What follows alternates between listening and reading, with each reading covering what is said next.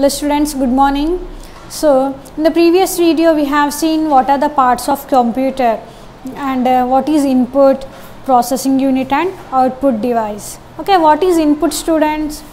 Let us suppose your mother is washing clothes. Okay, she uses a washing machine. So what is the input here? What is the input we are giving here? We are giving the input, that is dirty clothes, some detergent powder.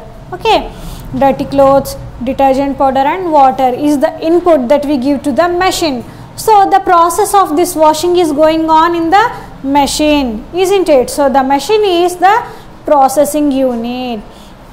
What is the output we are getting? We are getting the clean clothes, isn't it? So that is the output. Similarly, in the computer, what are the input devices? Keyboard and mouse are the input devices. So what is the processing unit, children? CPU is the processing unit.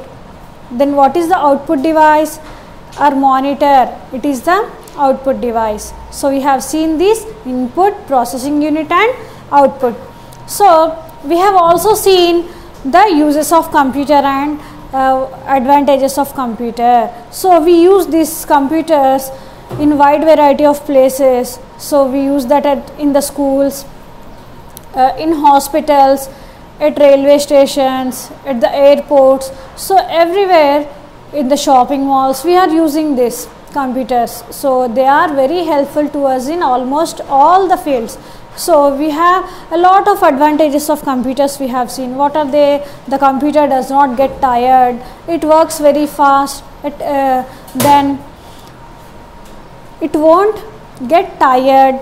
So it works. Sometimes we feel tired if we are asked to do the works, but if we are asked to do the same work we feel tired. But in case of computer it's not like that, students. The computer does not get tired and it has got a very good memory.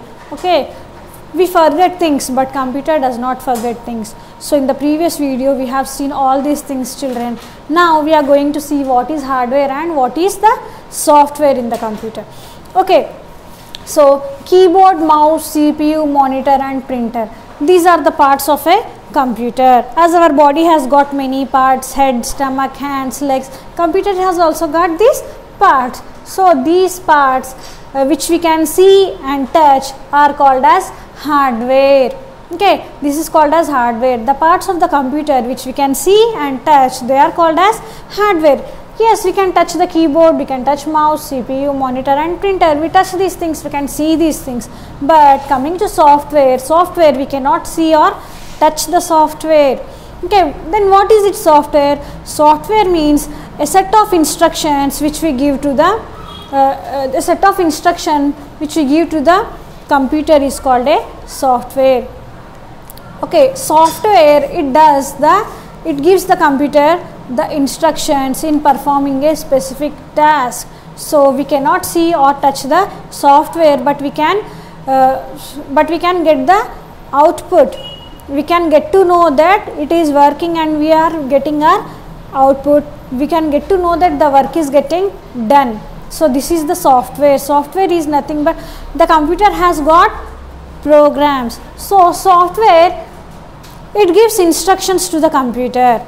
For example, while solving addition or subtraction, your math teacher will give you the steps. First you have to do this, then you have to do this. So she will give a step by step procedure, isn't it? She will instruct you how to do additions, how to do subtractions. Suppose you are going to a dance class. The dance teacher will teach you the first step, second step, third step.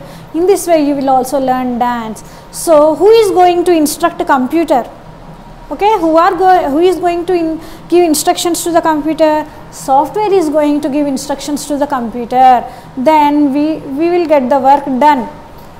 Okay, we will get our output then. So this is the software.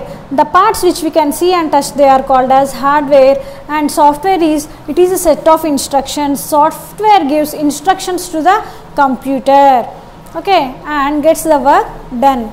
I hope you have understood this, children, and this was all about the hardware and software. Thank you, students. Let's meet in the next video.